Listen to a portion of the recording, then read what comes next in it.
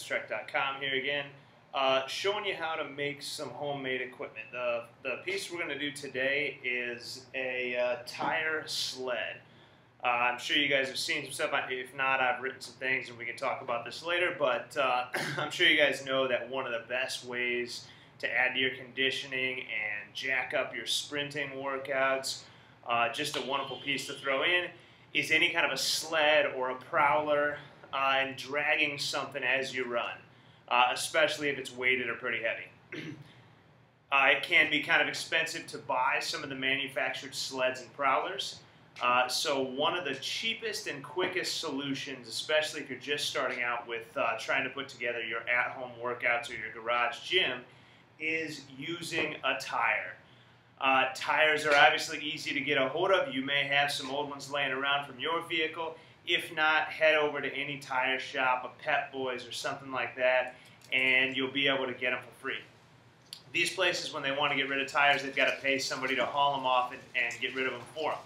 So they've got usually a shed or something, a place where they store them all, and they may not, offer to give them to you. Like, for example, when I went and got a stack of them, my buddy and I went and picked up like 10 different tires we were using for some boot camps we were running, and asked the guy, and he said, well, technically I can't give them to you, but the shed's unlocked, feel free to take what you want, and we'll just turn a blind eye. So easy to get tires. We went and grabbed some tires.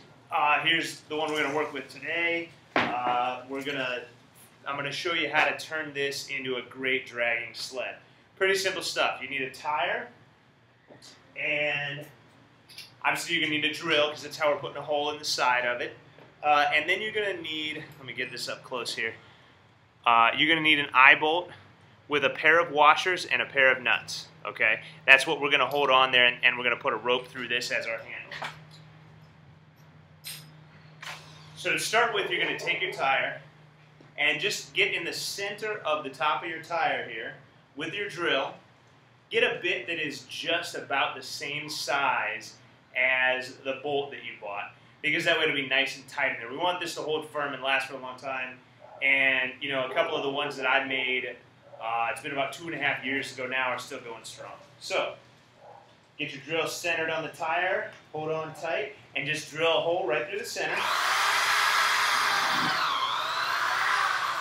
All right, you may want to bore it out a little bit if it looks a little bit too tight. But once you've got your hole drilled, you're halfway home. So you're going to grab your eye bolt with a hammer, set the bolt right in there in the hole. You may need to tap it in there if you did it. I did a pretty tight hole, so you're going to need to tap it in there. Make sure, obviously, first, like I showed you a minute ago, that you've already got the nut and one washer on the far end of the eye bolt, so that way it'll stay tight from the outside and won't rip through the hole.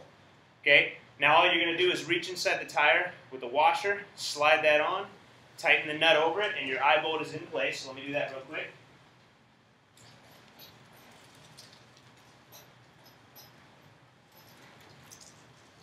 Okay.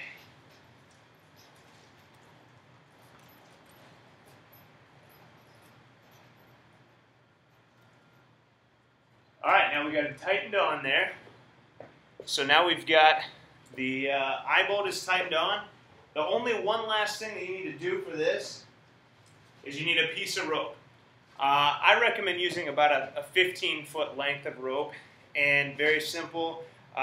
We just bought some cheap rope and threw a little bit of tape, duct tape around the end for a handle. Slide that sucker through the eye.